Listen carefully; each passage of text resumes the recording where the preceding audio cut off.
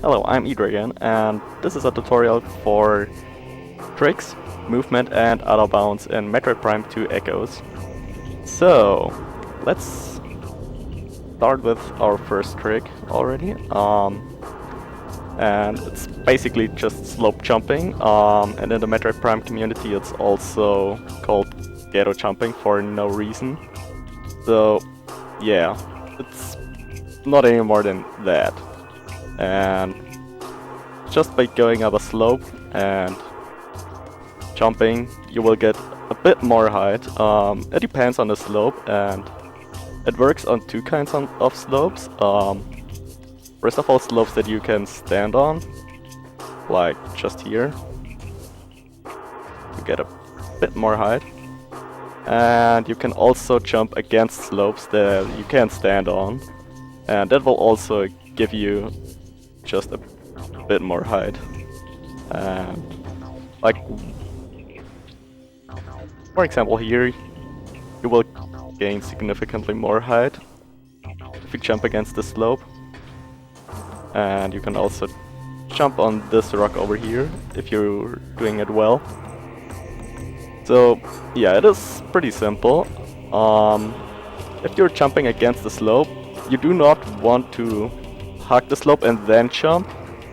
You basically want to jump against it, like just before you're hitting it, you jump.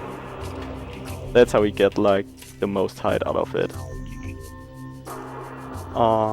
Okay, so that is our first technique. It's pretty simple, and you can already do some sequence breaks with that.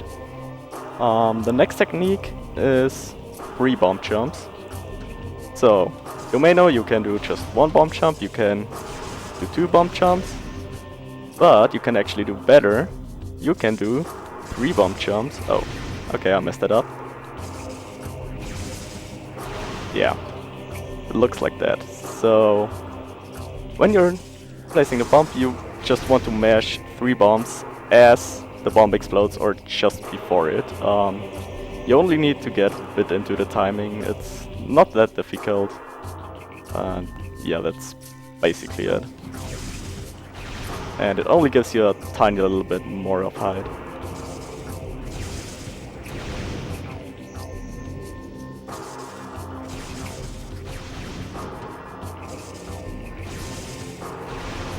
Yeah. So the next technique is bomb space jumps.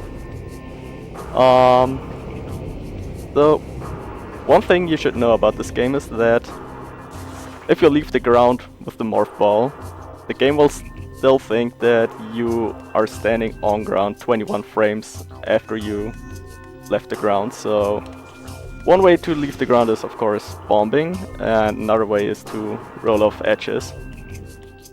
And so what you can do is, I need a good wall to do this. Let's just take this wall. So you bomb and oh, I messed it up. And jump. Yeah, that shows that you can do that. However, to make this work, you need to get an instant unmorph. If you try to do it like this, it will not work. And that is because if the unmorph animation appears, then yeah, it will waste a lot of time, and you cannot jump during the unmorph animation. Yeah, that basically makes it impossible, because the unmorph animation just takes too long. So what you need is a so-called instant unmorph. And one way to get an instant unmorph is that you get the camera between you and the wall, and you press back, so the camera gets in a really weird position, and that will give you, for some reason, an instant unmorph. And if you get an instant unmorph, then you can jump immediately, and yeah, that's how bomb space jumps work. So bomb against the wall. Oh, messed it up again. Camera, please.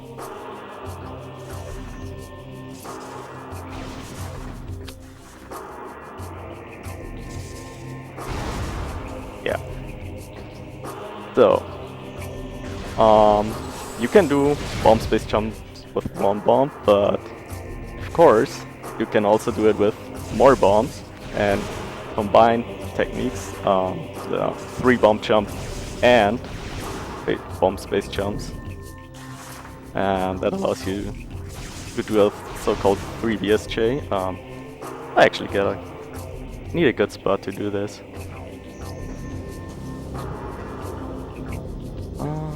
How about this wall?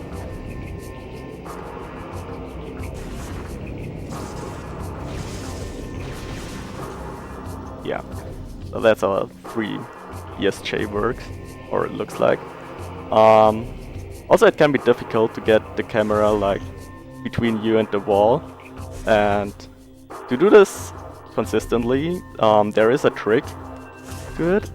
If you press forward about the frame you more, you will get the camera directly behind you. So that is a easy trick to get the camera behind you, and you can also just press it slightly forward and it will go behind you. So you do want to do that, and you can also, if you get too far forward, you can just roll back and then just do the BSJ. Okay.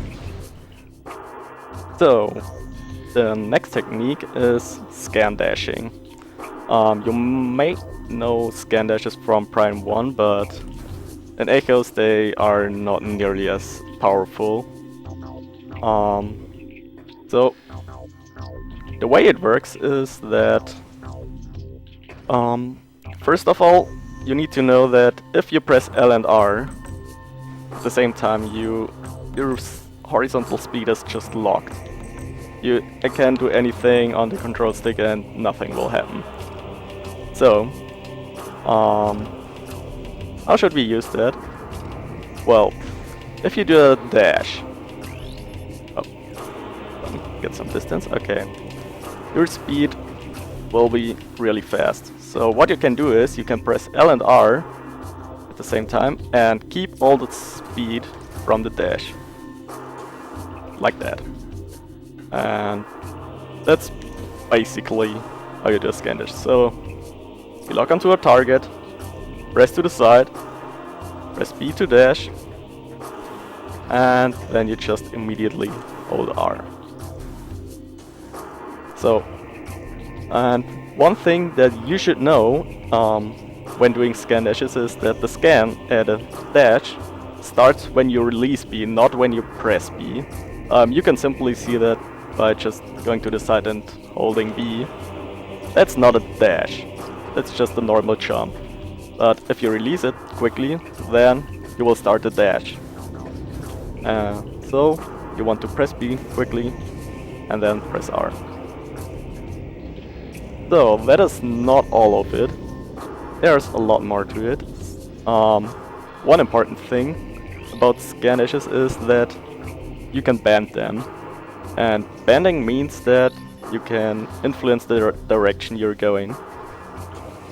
And the way that works is that you can basically influence the direction you're going during the normal dash, and that will also influence where you're going when you're pressing R.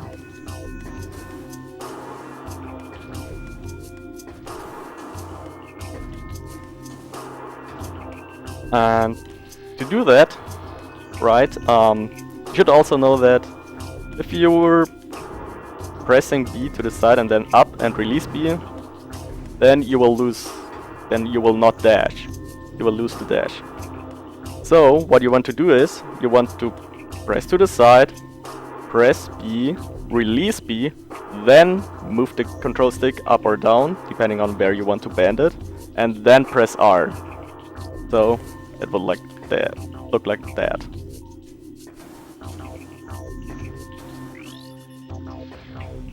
Okay. There's also more to that. There is one property that you should also know, that if you go off ledges, you have like 3 frames to still jump.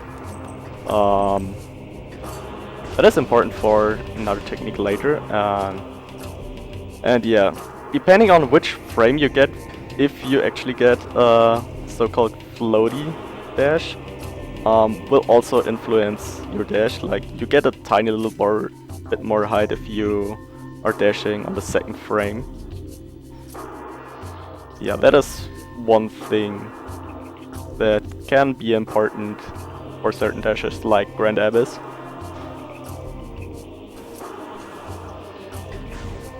So yeah, and you call that a floaty dash then. Another thing about scan dashing is getting rid of the scan visor. Sometimes you don't want to look at that, what you're scanning at all the time. You just want to look where you're actually going, and there are tricks to it. So one way to do it is if the target is far enough so you're not actually scanning it. So if it's close like that, it will not work. And one way to do it is by just pressing A, because that will get rid of the scan visor. Yeah, just like that.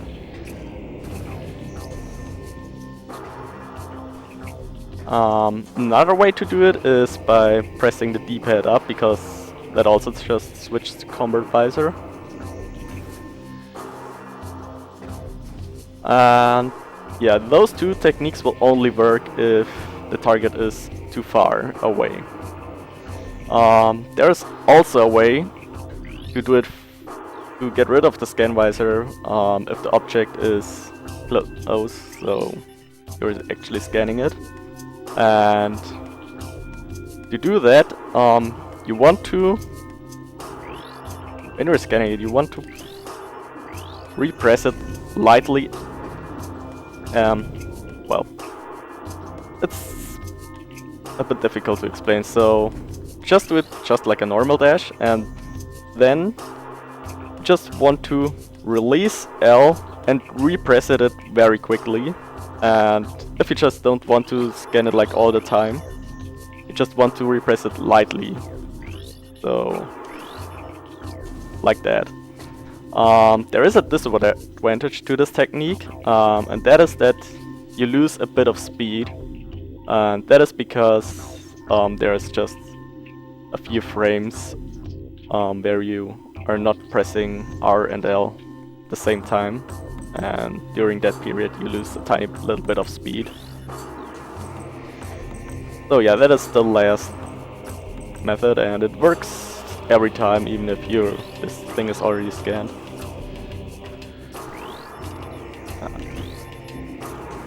Yeah, but yeah, it is a tiny little bit slower, and for some dashes you really don't want to do that. So far to scan dashes. So the next trick is a fun trick. It is a bit difficult. So the technique is called roll jumping, and the way it works is that I told you for bomb space jumps that if you get off the ground, the game will still think that you're on ground for 21 frames after it in a morph ball. And yeah, one way is by bomb jumping, one other way is by going off ledges. So what you can do is, if you go off a ledge, you can get an instant unmorph. And you can jump out of that instant unmorph. If you do it right, you will also be able to get some speed out of it. And yeah, that makes it possible to do some sort of fast jumps. So how does it work? I told you that for scan dashes that pressing L and R at the same time will lock your speed, and you want to do that for that as well, because you're going faster than just normal walking jumping speed. So when you're rolling, R does only do spider balls, so you can hold R the entire time during this. Then you go off the ledge, and now comes the tricky part. First of all, you want to unmorph, and then you want to jump, and it needs to be very quickly. It's also the same for bomb space jumps. You also want to press like X and B very closely after another. And that is why I'm pressing R with my middle finger. So I have 2 fingers left for X and B. And also, of course, you want to lock your momentum. R is not enough, so as soon as you unmorph, you also want to press L. And that is how roll jumps work. So, again, morph, roll off the ledge, then press X, and then press L as soon as possible and B as well as soon as possible after the unmorph, and hold R the entire time. Okay, that failed. Try it again. Yeah. And also that I told you it's same for the BSJ, so I didn't tell you the inputs for the bomb space jumps. That was kind of stupid for me. So you roll, you lay the bomb, and you also want to switch the way you're holding the controller. Like, yeah, also that you can press X and B very quickly after another. So yeah, it's laying the bomb. Then you go back with the control stick, then you press X, then you press B very quickly after you're pressing X.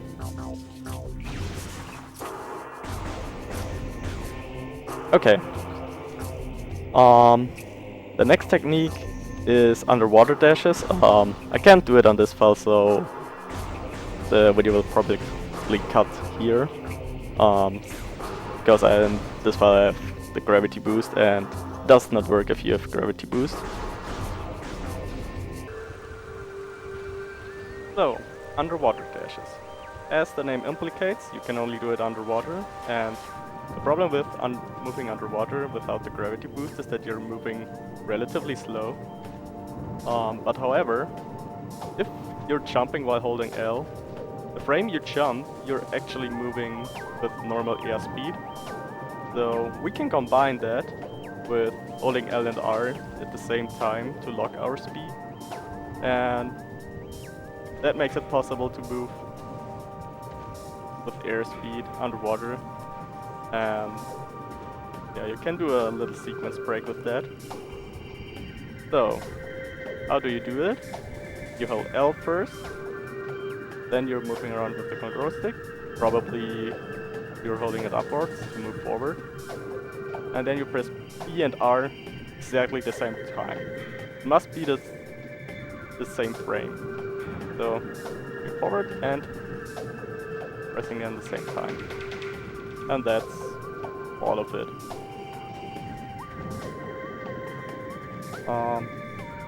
So if you're having trouble with pressing B and R at the same time, an indication that you're pressing R too late is that you're moving forward but relatively slow. If you're like not moving at all, then you're probably pressing R too early. And what I do to get them both at the same time sort of consistent is that I'm pressing them relatively fast and quickly, so like that. So yeah, that's it. Okay, now we will get to movement tricks. So those tricks are not required to do sequence breaking. But you want to be able to do them just to improve your movement and to get overall faster. So the first thing I'm going to teach you is bunny hopping, and it is pretty fun. I told you that pressing L and R locks your movement, and if you're landing on the ground, however, there's friction, you will slow down. But if you are timing it correctly, then you can maintain all the momentum or parts of it. And you can do that, for example, if you get a lot of speed from a scan dash, that you can just maintain momentum of it and yeah, just stay faster overall.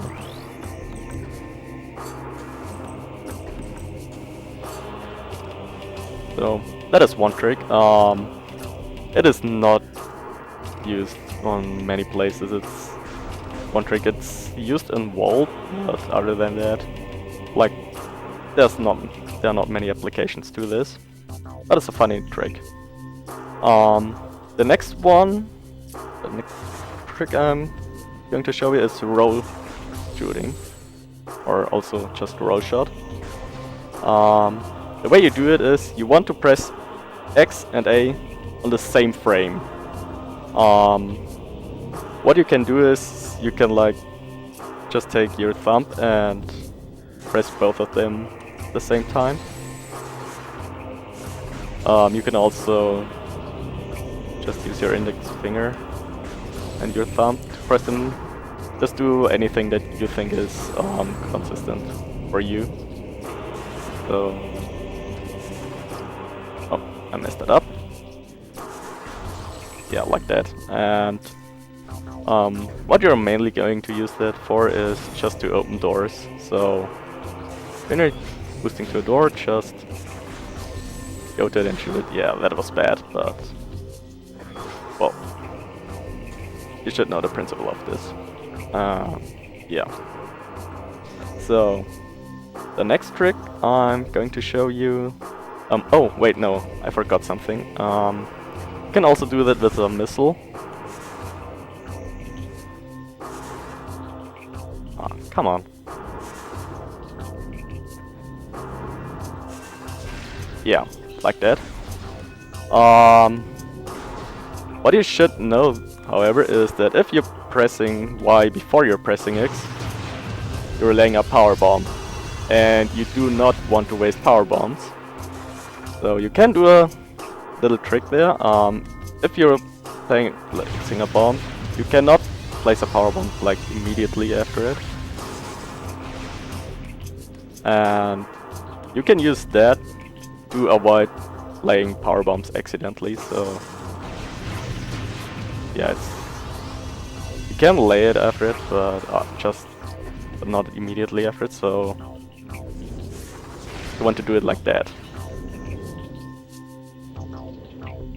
Okay. The next trick I'm going to show you is charging out of row. And it is very simple. You just press A before you, or hold A before you unmorph. And that's basically it. You will use this mainly to shoot super missiles fast out of an unmorph. That is the case on a few places, so yeah, it's not that important, but it's a cool trick. Okay, now let's get to our next trick, and that one is also for super missiles, and it is to reduce the cooldown. If you're shooting a super missile, it takes a lot of time until you can shoot again, and you can reduce it by bringing up the scan visor, and that will just reduce the cooldown and you can shoot a little bit faster after it. So when you're shooting a super to open a door, bring scan visor up and shoot the door again. Yeah.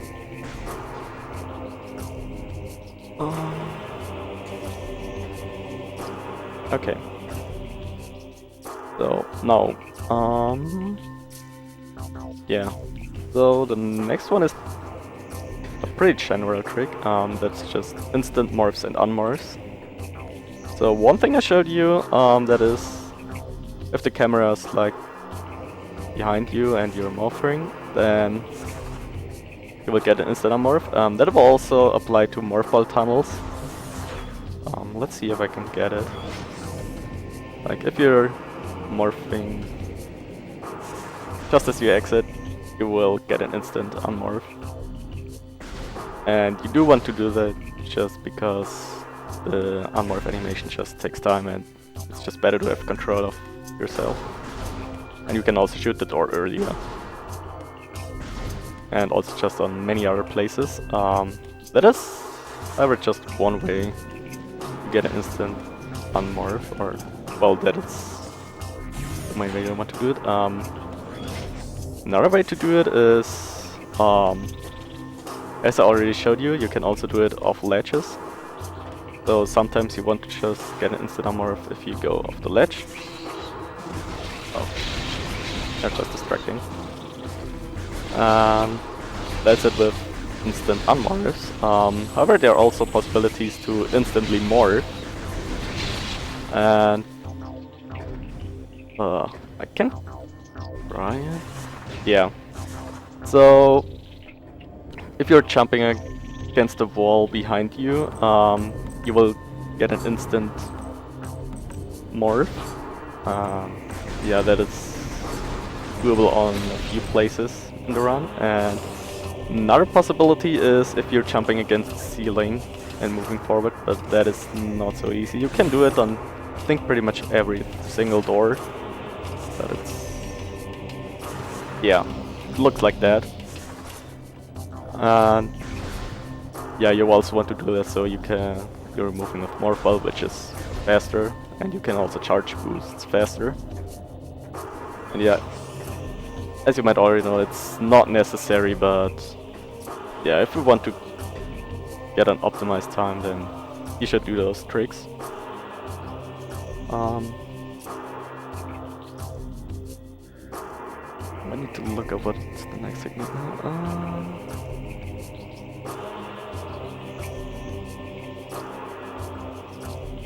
Okay. The next technique is charging missiles without wasting a missile. So if you're just doing it casually, you will first waste a missile and then you can charge Seekers. But you can also charge Seekers without wasting a missile, and one way to do it is charging and then charging Seekers. Another way to do it is you change the beam and just hold Y. Yeah, that is if you want to charge Seekers without wasting a missile, which is a neat trick.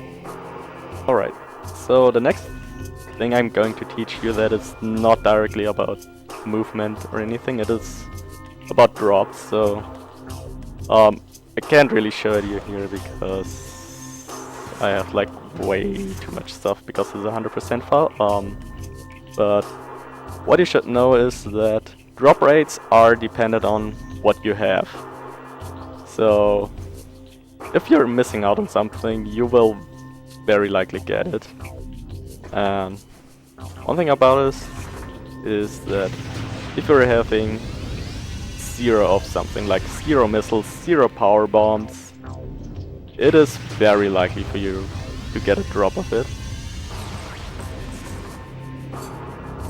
And about health, if your energy is below 20%, I can't show it now here because I have way too much energy, then it's also very likely that you will get a super energy and ultra energy drop, so 100 health drop.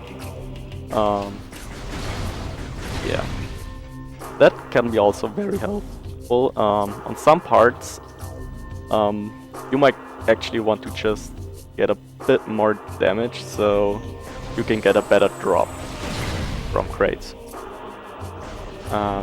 Another thing that the game mentions, but you may still not know, is that if you're killing something or destroying crates with one beam, you are likely to get ammo of the other beam, but that also depends on how much ammo you have of that. So yeah, I just got light ammo because I destroyed the crate with dark beam.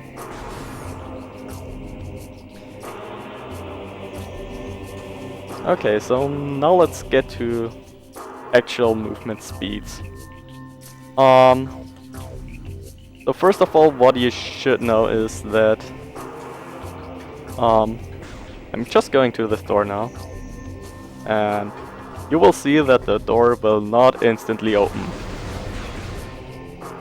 yeah, you will probably already know that. The reason why that happens is because the door does not open until this room has finished loading. And of course it takes time for the game to load the room. So what you want to do is you want to make the game to load the room as soon as possible. And the way loading rooms work is that there are actually different ways to do it. But most of the time there is a load trigger. And that means that you want to hit the load trigger as soon as possible. And even if that means that you're coming to the door a little bit later than a different strat, you do want to hit the load trigger as early as possible, so the room is already or starts loading earlier. That is one very important part about running this game.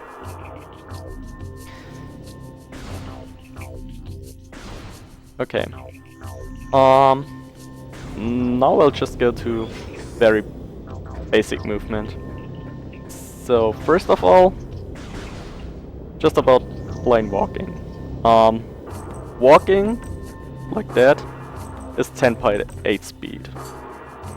However, walking when holding L is 11.8 speed. So what that means is, when you're walking, you want to walk with holding L, because that is a little bit faster. Walking diagonally is a tiny little bit faster, according to Miles. But you shouldn't worry too much about it, because it's just weird to walk like that, and you also change direction sort of a little bit because you're moving the cursor. So yeah, don't worry about that too much, just hold L pretty much the entire time. Holding L is very important, and also something you really want to learn when you run this game is holding L fully and just half away. Because holding it only half away will get you the crosshair, but you will not lock on to stuff. And that is very important for many things. Just to go to a direction without locking on to an enemy that just happens to be there, or also for other stuff, like for example for scan dashes, if it like already full scan, and you do not want to press it fully again, you want to press it just lightly after that. So yeah, you really want to get used to pressing out just lightly. So not all the way down, just yeah, like just before it is already enough. And also, if you're doing jumps, like some really precise jumps, like you want to get on a really tiny little thing, you also want to be holding L the entire time, because that gives you free air mobility in any direction quickly. And if you do not hold L, it's just you can't move really well. And also another part about jumping on very tiny little ledges or on a very exact position, you can also look down. That sounds very simple and stupid, but I see people trying jumps like that, and it seems just like they fuck it up all the time, and you can just look down and do it just very easily.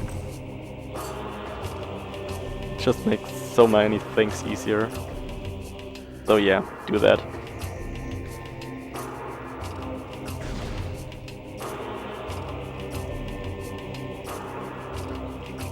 Okay.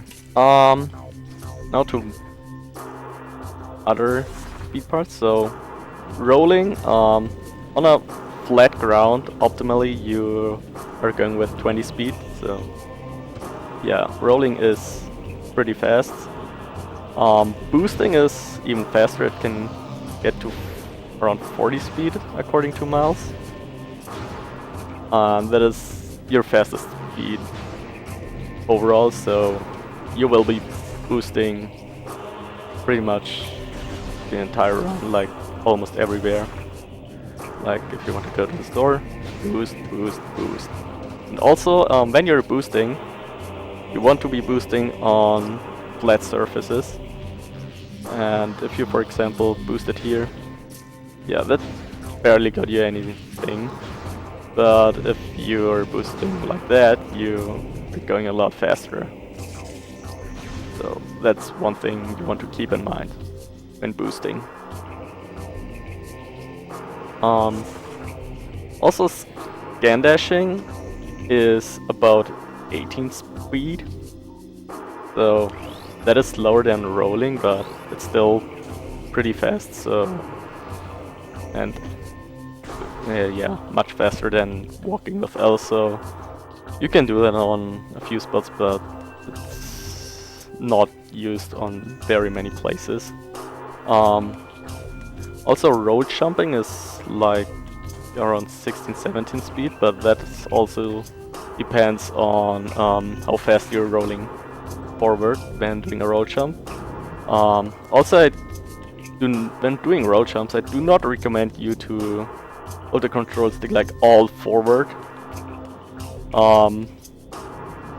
Yeah, that is because if you're holding it full forward, then the window for your instant morph will get smaller, and yeah, so most of the time just pressing it like not fully forward, but yeah, fast enough forward will already get you the sequence break or the required jump. So yeah, you do not do that like that, which is sort of more difficult than just pressing it like that. Oh, well, whatever. So yeah, road jumps are a bit slower than scan dashes, so yeah, so but also faster than walking with L, so do them. Then there is screw attacking. Screw attacking is slower than rolling. Don't know exact speed values, and that is because it is a certain range with screw attacking. When you're starting a jump with screw attack, you will go faster, but yeah, you go slower and slower the longer you're doing one jump. So the fastest way to screw attack is to spam it like that. And if you want to screw attack a small distance, you do not want to screw attack like that. You want to screw attack like that. Just spam it because it's faster. Okay. Also, there's grappling. Well, there's no grapple point here, but grapple beam is actually pretty fast. It's also not a fixed speed, of course, but it is faster than screw attacking. So whenever you're can grapple instead of screw attacking, just use the grapple point instead. Okay. So now we get to the most fun part of this tutorial, which is out of bounds. And first of all, you need to do something we call a secret word. It's just ways to get out of bounds. So if I jump here, for example, I will, if I do it right, hello, out of bounds. And first thing you see is you're not falling infinitely, you're actually standing on something, and we call that ether. And in the ether, when you're in it, you cannot jump. Like, I can mash the B button, nothing will happen. Yeah, that is one thing you should know. Yeah, however, that is not the full truth. One thing you should know about Ether as well is that you're floating upwards very slowly.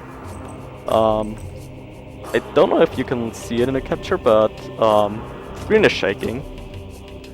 And that is because the Ether is pushing me upwards, because it floats slowly upwards. Then I get to air and, yeah, well, fall down. So what happens is that I'm on the edge between the two things, between Ether and normal air, and I'm just moving between those all the time. And when I told you about floaty scan dashes, I told you that if you are leaving the ground when you're standing, there are still 3 frames where you can jump. And that also applies to Ether. So you can actually jump out of Ether if you're hitting one of those 3 frame windows. Then you're, yeah, between Ether and air. So that means that you can only jump when the screen is shaking like that. That's not. Yeah. So, and we call that basically Ether jumps. Also, one thing you should know is that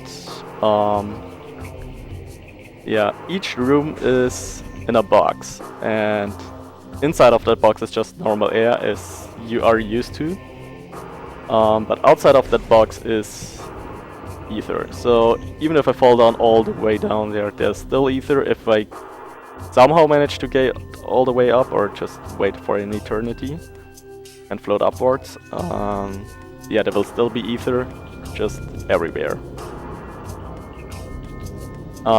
So what you can do as well is you can go out of the Ether from the side and jump out of it and climb upwards, and that is basically Ether jumps. And when you want to run this game, or if you want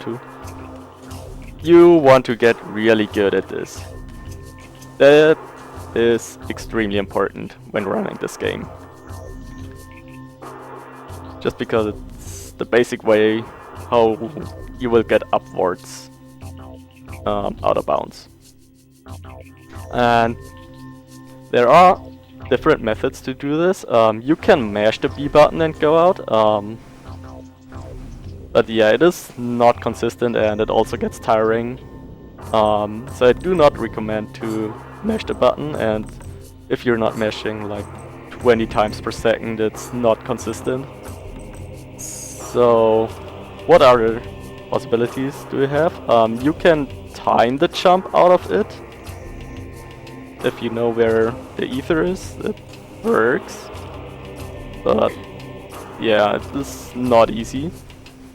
So you can either do that, or one thing what I do is I'm flipping the stick to the side and then press B just after it.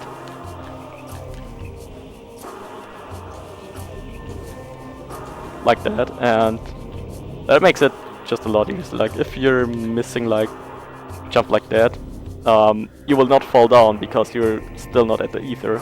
And yeah, you basically only have to get used to the timing after your B press after you are smashing the stick to the side. Yeah, that is an easy, cool way to do this. Also, one very important part about out of bounds is our surfaces out of bounds. So you're only used to normal ground from playing inbounds, but when you're out of bounds, there are different kind of surfaces. So there are standable spots like, for example, here. So this is just one place you can stand on and jump on. That's what we call a standable spot out of bounds.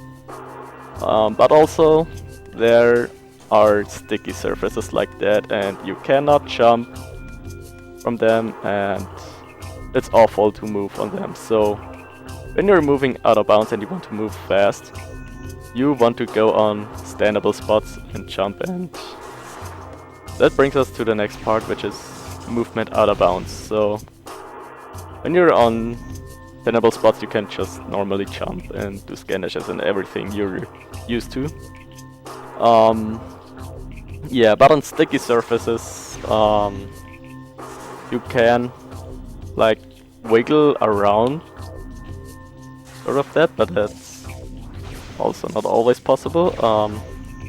What is possible most of the time is bomb jumping. Bomb jump on morphing is faster than just normal bomb jumping, so you want to do that.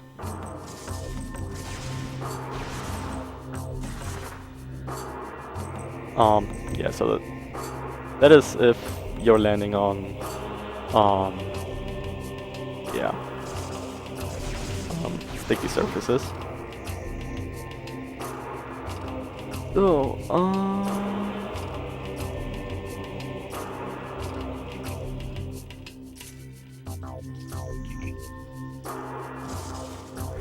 okay. So there's also another way to move out of bounds, and that is in the ether. There's also one thing we call a skywalk. That is if you're on the top of the box, like top of the ether, then yeah, you can just walk above the room. But yeah, now we have a problem, because we can only fall down, or well, if you're standing in the ether, you're floating upwards, so yeah, you're not falling down. But what you can do is you can morph, and if you're morphed in ether, you will fall down. So yeah, I can demonstrate now. Right now I'm in ether, I'm morphing, and I'm falling down. So that is also a very common way to move out of bounds. Okay, so now, well, another important part about out of bounds, that is loading rooms. Most of the time, rooms load sort of automatically because you're hitting a load trigger, but for some rooms you have to load them manually. You can actually try to do that. So, as I told you, there are different ways to load rooms, and so one way is load triggers, and the other way is shooting a door and being close to it. This one is just... oh, alright, I can already demonstrate it over here, I guess. So, one other way to load rooms is you're shooting the door, it's not loading, but you're jumping down next to it, then it will start loading. There it is. Alright, so now I will show you the next very important part about out of bounds, and that is transitioning. And what transitioning means is that if you look closely on the map on the top right, when you're going between rooms, the map will follow you, and yeah, all the time the map will show you basically in which room the game thinks you are in. And that is not necessarily the case. Like now at the moment it thinks I'm in this room, but I could just jump into this room and yeah, then I'm not in the room the game thinks I am. And you can basically, and yeah, or the reason why transitioning is important is because if I wanted to go over here through this door, it will not be possible now, because the game thinks I'm in this room, and load triggers will not work in this room, and also yeah, it will not load rooms that are like adjacent of this room, like that are not directly connected to this room. So what we want to do is we want to make the game believe we are in this room, and Most of the time it works simply by jumping on the door on the side you want to go to, or you want to make the game believe you are. Yeah, right now I'm transitioning all the time between the two rooms. That is very simple, but it's very important, and that is also one big reason you should always look on the map when going out of bounds and transitions. So you want to watch that map there very carefully. So now we can go out of bounds pretty much everywhere. We can jump up, we can load rooms, we can transition. The only thing we need to do now is getting back in bounds. And yeah, there are a few ways to do this. The most simple way to do it is letting the room load around you. So, like, let's say it didn't hit the load trigger. This room is not loaded. And what I could do is, I could like go over here. There would be ether. Shoot the door, I'm close to it. The room will load, and I will be directly in the room when the room is finished loading. So that is also sort of the easiest way to get back in bounds. But there are also other ways, and one of them is also cutscenes. I cannot show them now to you, but there are cutscenes that warp you back in bounds, and one very important part about that is that that will only work if it's the room the game thinks you are in. Like in any percent route, for example, if you're scanning this the first time on like an area uncertain, then it will warp you back in bounds again. And yeah, that is also pretty simple to do. It also works with terminal falls. Like there are rooms where if you fall down you respawn, and that still works if you're out of bounds and if you hit terminal fall trigger, and that is most of the time not that difficult, but there are a few exceptions where that can be actually challenging. So the last way to get back in bounds is by something we call ceiling morphing. And to do that, you first of all need to make the game believe you are in a different room than you actually are, or where you want to ceiling morph. So if I want to ceiling morph into this room, then I need to make the map go to another room like this one. Okay. If the map is on the room you want to ceiling morph into, it will not work. Never, ever, ever, ever, ever. Well, I guess I'm doing another room because I don't know if you can actually, like, don't know much about this room. Like, if I just fall down there with morph ball, like, that is also a possibility. Just skywalk and morph ball into a room, but that's not always possible. Like, there are some rooms where there's still collision on the top. So yeah, and then you do want to ceiling morph. So I'm bringing the map, or I'm transitioning to this room. And so to ceiling morph, you want to bomb jump or just fall from high above and then unmorph. Yeah, and it's not really consistent, so it may work sometimes, it may not work sometimes, it's a bit random, but holding forward makes it more consistent for me. So yeah, I just warp through the ceiling here. And I'm back in bounds now. Yeah, also, if you are in a wrong room, then the game thinks you are. You can also do some funny things, like if you go to a wall and morph, not one like that. Like this one maybe? Nope. Yeah, you can get stuck like that, and if you are like on the right position, angling right, and if the place is also right, you can get something we call infinite speed. I will explain it more in the any % tutorial. Yeah, it's just something you should know, and infinite speed is funny. But yeah, it's not that important to know, it's just a little detail.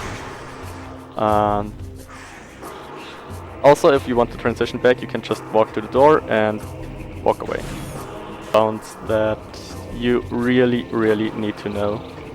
And that is that you do not want to screw attack out of bounds. Except if you know what you're doing, but most of the time just do not screw attack. There are ways to avoid screw attacking. One of them is angling down far enough. For some reason that avoids screw attacking. Also, I think if you're angling high enough that also works, but you usually want to look down to see where you're actually going. And another way that will, like, I'm not entirely sure if it works, like, I think there's a video where it contradicts, but charging also seems to avoid screw attacking. Oh, it does not work. Well, whatever. So, that is a demonstration of what happens if you screw attack out of bounds. If you are screw attacking, either you're just falling infinitely, like that, and the run is over. Yeah, that will just happen forever. I can't do anything now. Yeah, I'm softlock basically. And if you're screw attacking into a sticky surface, then you will just screw attack against it all the time, and yeah, you can't do anything either. The only way you basically survive it is by landing on a standable spot, and that is very unlikely. So do not screw attack out of bounds, and that also means that if you're like on a sticky surface and you're just wiggling your way forward and spam jumps to hopefully find a standable spot, do not do that with screw attack, because that can trigger you into doing a screw attack and you're absolutely screwed. Pun not intended.